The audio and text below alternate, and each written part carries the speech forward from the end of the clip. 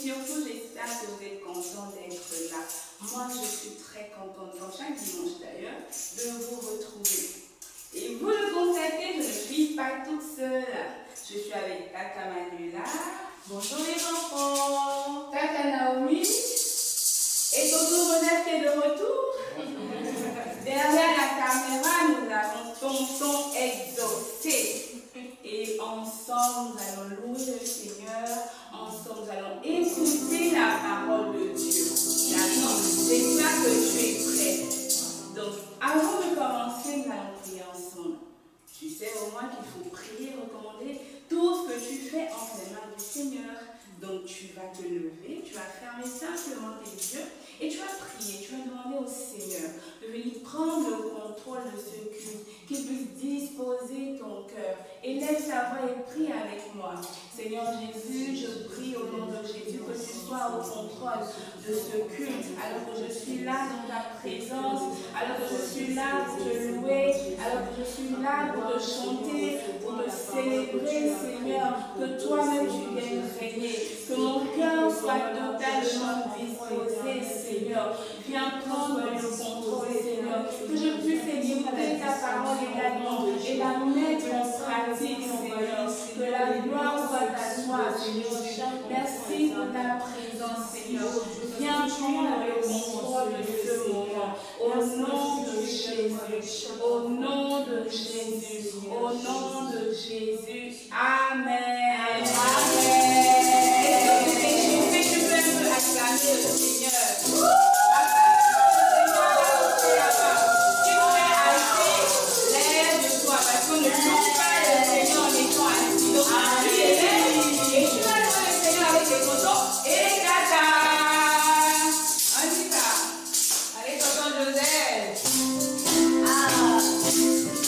Je sais que tu connais ce chant.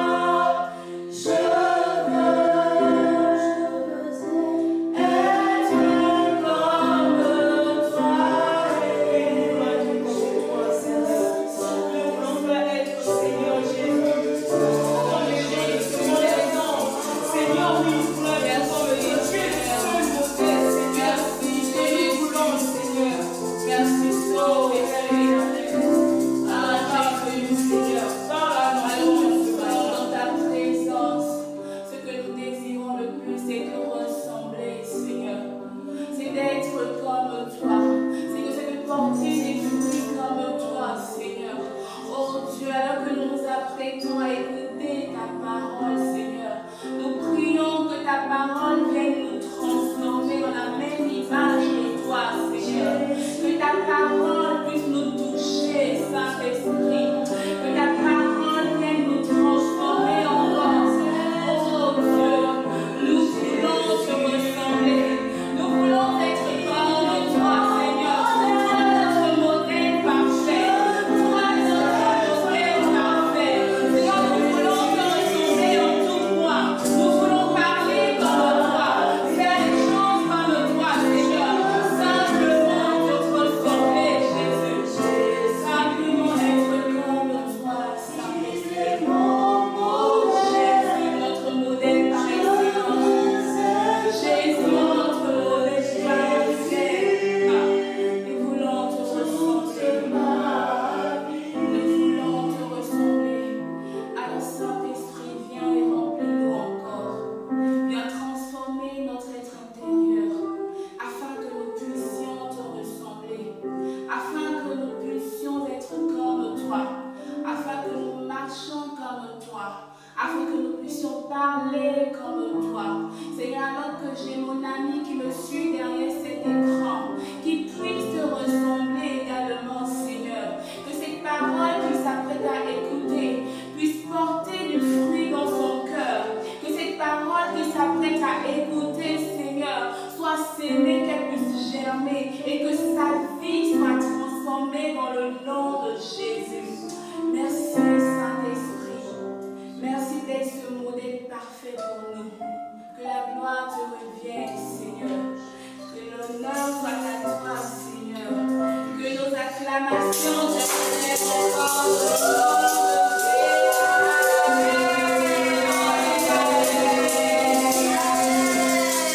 Amen. J'espère que tu as bien dansé. Parce que je ne sais pas pour toi, mais nous ici, nous avons dansé, nous avons loué le Seigneur. Donc j'espère que toi également, tu t'es défoulé dans la présence de Dieu. Alors, nous allons passer à la parole. J'espère que tu as ta Bible. J'espère également que ton cœur est bien disposé. Qui se rappelle de ce qu'on a vu dimanche dernier? Qui se rappelle de ce qu'on a vu dimanche dernier? Est-ce que tu te rappelles ou est-ce que tu as oublié? Si tu as oublié, va un peu regarder tes notes. On a parlé de quoi? De la parabole de la brebis perdue. Est-ce que tu te souviens? Qu'est-ce qu'on a dit par rapport à la parabole de la brebis perdue? Est-ce que tu te rappelles de ce qui a été dit? Alors, lorsqu'on faisait la leçon, il nous a été enseigné que Jésus, que nous sommes tous importants aux yeux de Dieu. On a pris l'exemple d'un berger qui avait un troupeau, qui a laissé, je vais dire, 10 000 troupeaux et qui allait à la recherche d'une seule brebis qui s'est égarée. Je suis importante pour Dieu. Tu es importante aux yeux de Dieu. Et pour un seul pécheur, le Seigneur se dépêche d'aller le récupérer dans le monde. Est-ce que tu te souviens? J'espère au moins que tu n'as pas oublié. Alors aujourd'hui, nous allons aborder une nouvelle leçon. Tata Manuela, qu'est-ce qu'on va voir aujourd'hui? Ah oui, Tata Manuela, je t'ai entendu parler. C'est que moi également, j'ai suivi ce culte. Mais nous continuons toujours avec les paraboles. Et aujourd'hui, nous allons voir la parabole du figuier stérile. La parabole du figuier stérile. On n'a pas encore entendu ce mot, n'est-ce pas? Stérile. Non. Étrange. Très étrange. Vous-même, vous avez déjà vu un figuier. Le figuier. C'est un peu comme, on disait, le manguier. Le manguier, c'est censé porter les fruits, les bons, n'est-ce pas? Et aujourd'hui, on va suivre l'histoire du figuier stérile. Et on va découvrir c'est quoi le mot stérile également. D'accord? Vous suivez avec moi? Alors, nous allons lire, ouvrez vos Bibles dans Luc 13, verset 6. On va faire la lecture tous ensemble. Tu peux lire avec nous également. Alors, Tata Déborah, on peut lire Luc 13 à partir du verset 6. La Bible nous dit, il dit aussi cette parabole. Un homme avait un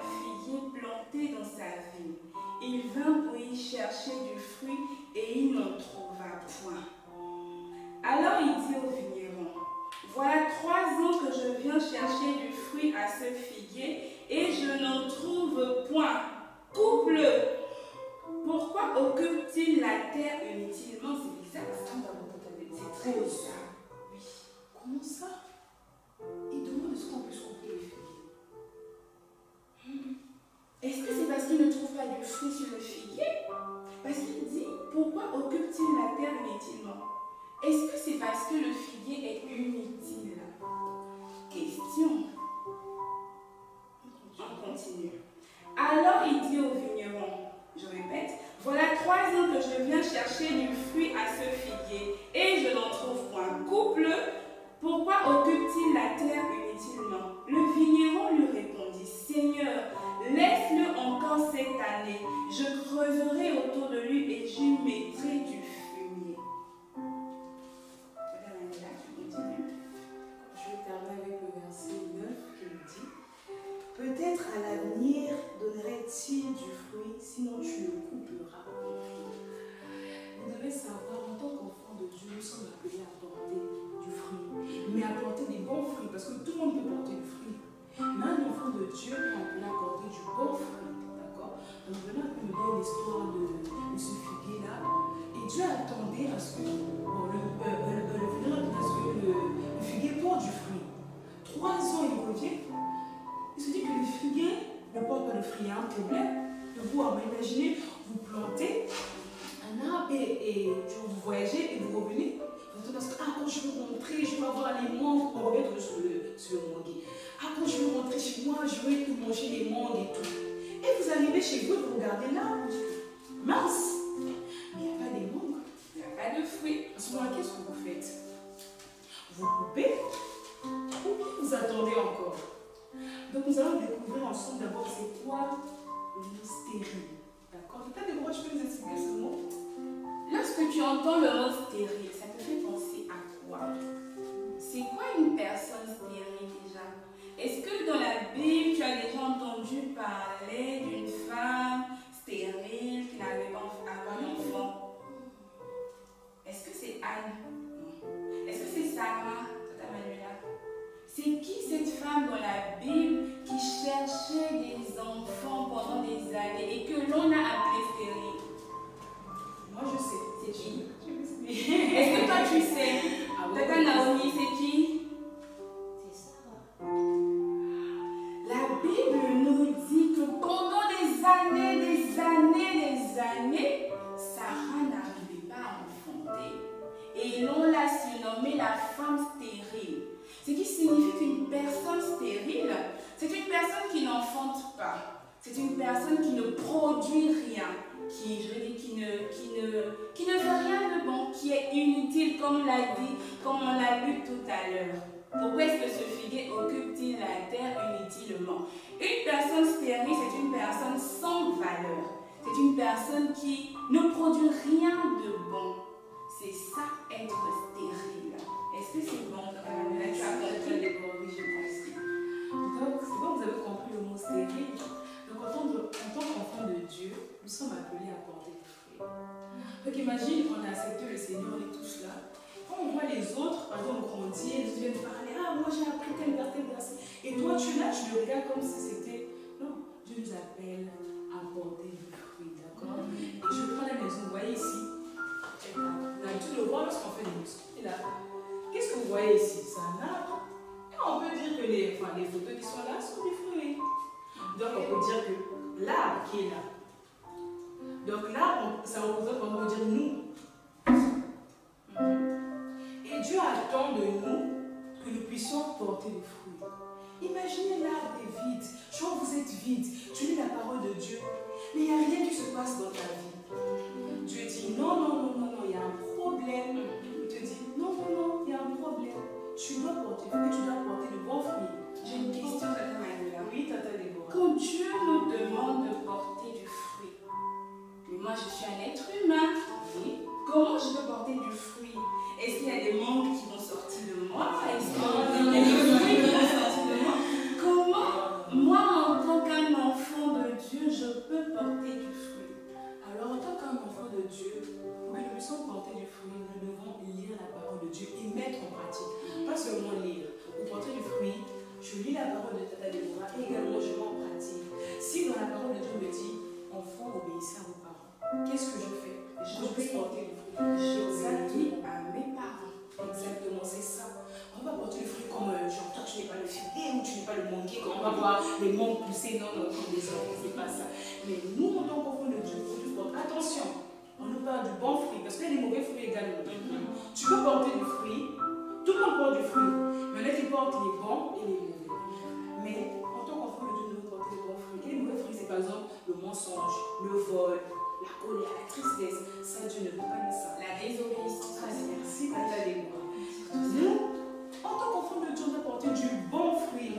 J'insiste sur le bon fruit, d'accord? Et pour que toi, tu puisses porter le fruit, tu dois lire la parole de Dieu. Tu dois la mettre en pratique, tu dois écouter, tu dois aimer, tu dois partager et également pardonner. Parce que souvent, on a du mal à pardonner. Oui. C'est quelque chose qui... L'autre m'a fait quelque chose, j'ai envie de dire, non, je n'ai pas envie de demander pardon, je n'ai pas envie. Au fond de toi, tu as envie, mais ne résiste plus. Si tu veux porter du bon fruit, il faut pardonner à ton frère, il faut pardonner même à tes parents. Il faut pardonner. Alors, Tata Déborah, je crois qu'on a compris quelque chose. Oui.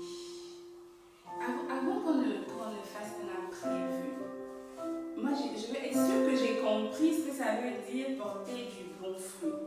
Donc, si je lis la parole de Dieu et que la parole de Dieu me dit tu ne mentiras pas, je ne mens pas, donc là ça veut dire que je porte du bon fruit. Mais je dois aussi aimer, je dois pardonner, je dois être un bon enfant de Dieu en fait. C'est ça. Ah, c'est vraiment ça. d'accord, ok. C'est bon, j'ai compris maintenant. Ok. Nous allons poursuivre. Le verset à retenir. Je sais que tu as toujours ta Bible avec toi.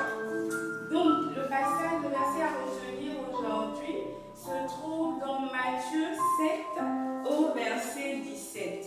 Matthieu 7, le verset 17.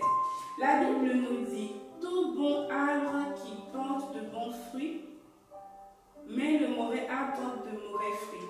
Tout bon arbre porte de bons fruits, mais le mauvais arbre porte de mauvais fruits. On l'a vu avec Tata Pamela tout à l'heure, pour porter du bon fruit, il faut lire la parole de Dieu. Mais pas seulement la lire, il faut la mettre en pratique. Parce que lire, oui, c'est bien. Mais il faut obéir à ce que nous dit la Bible.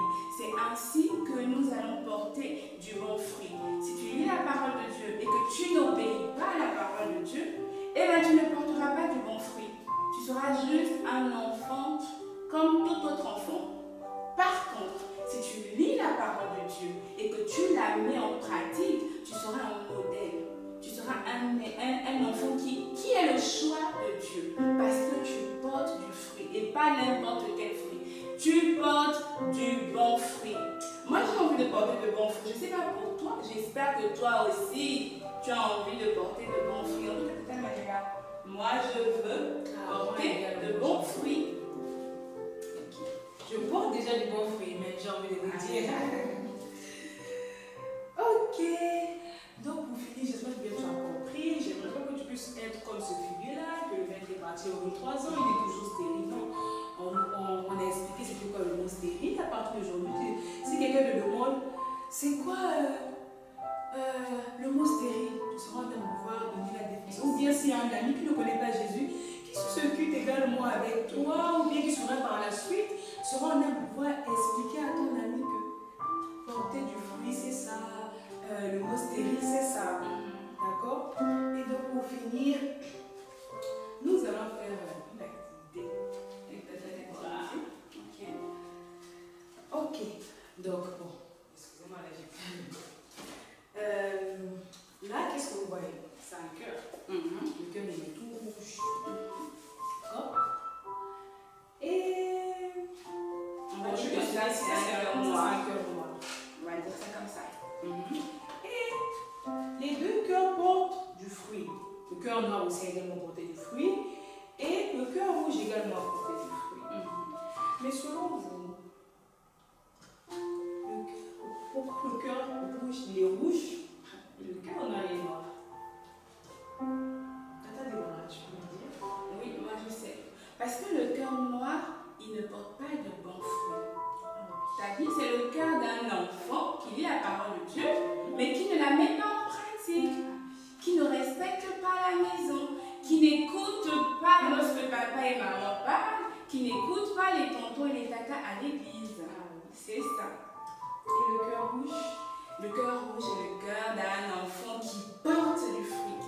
Cet enfant-là, lorsqu'il lit la parole de Dieu, il la met en pratique.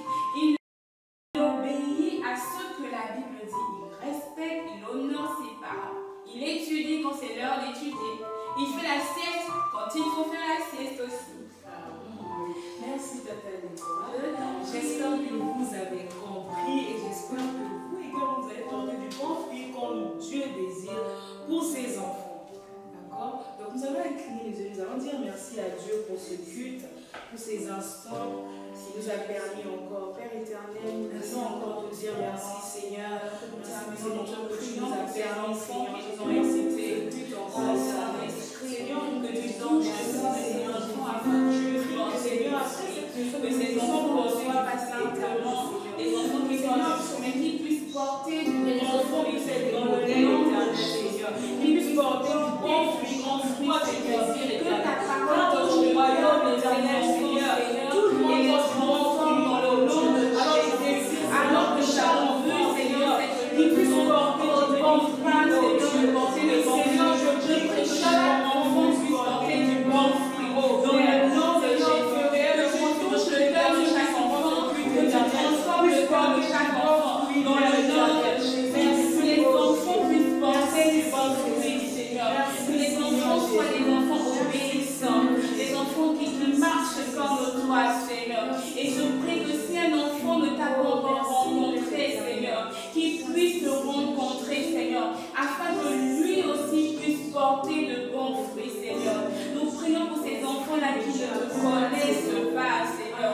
Touche leur cœur également, Seigneur. Ramène-les à toi, Seigneur. Touche leur cœur et ramène-les à toi, Seigneur. Que tous ces enfants qui nous suivent, Seigneur, qu'ils portent de bons fruits. Qu'ils portent de bons fruits. Béni sois-tu, Seigneur. Merci encore pour ta présence. Au nom de